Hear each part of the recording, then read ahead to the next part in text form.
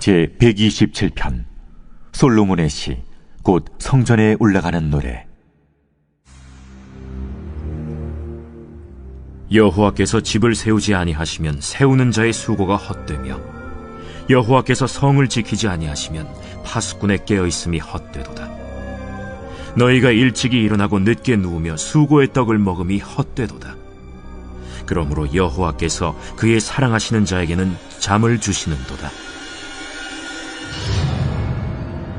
보라, 자식들은 여호와의 기업이요 태의 열매는 그의 상급이로다. 젊은 자의 자식은 장사의 수중의 화살 같으니 이것이 그의 화살통에 가득한 자는 복되도다.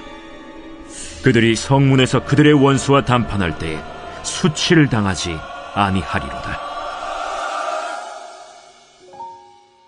새벽 영성 기도 시간입니다. 오늘은 시편 127편의 말씀을 함께 나누겠습니다. 먼저 1절과 2절 말씀을 보겠습니다. 여호와께서 집을 세우지 아니하시면 세우는 자의 수고가 헛되며, 여호와께서 성을 지키지 아니하시면 파수꾼의 깨어있음이 헛되도다. 너희가 일찍이 일어나고 늦게 누우며 수고의 떡을 먹음이 헛되도다. 그러므로 여호와께서 그의 사랑하시는 자에게 잠을 주시는도다 라고 말씀하고 있습니다.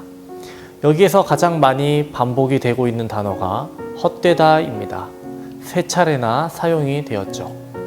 127편의 저자가 말하고 싶은 것이 무엇일까요? 하나님께서 돕지 않으시면 모든 것이 헛되다라는 것을 말하고 있는 것입니다.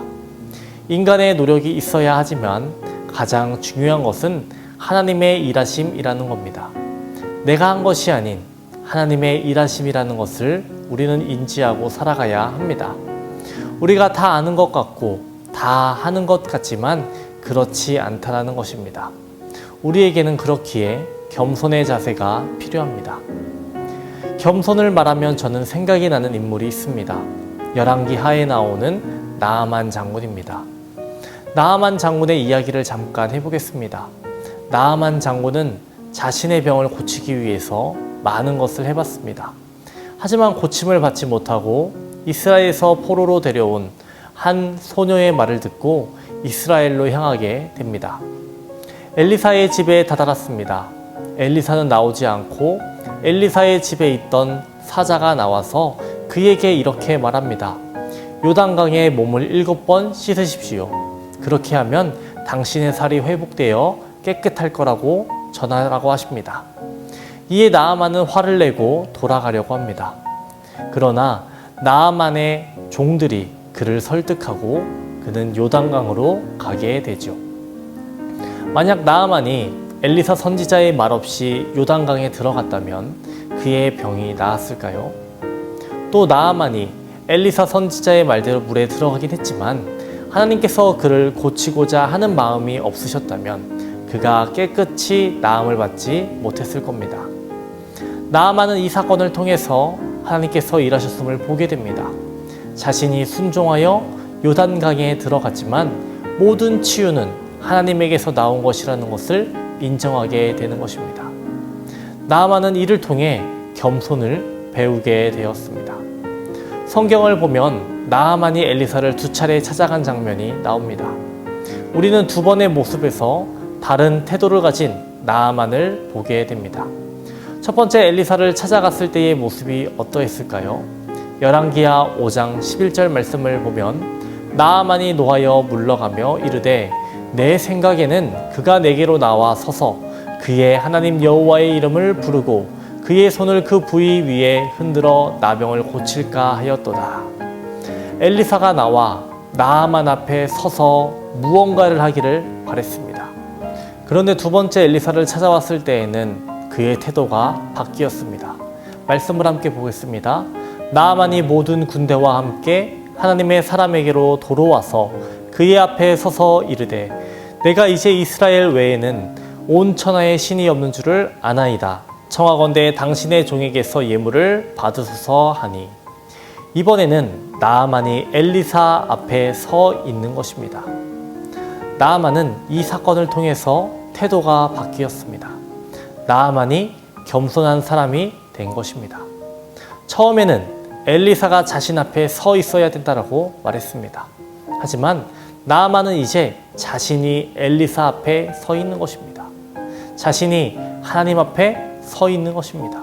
그의 태도가 변한 것입니다. 또 나아만이 아람으로 돌아갈 때 챙겨간 것이 있습니다. 무엇일까요? 흙입니다. 왜 흙을 가져갔을까요? 그가 흙을 챙겨가 제단을 쌓고 예배자의 모습을 보여주는 것입니다. 하지만 그것뿐만이 아닙니다.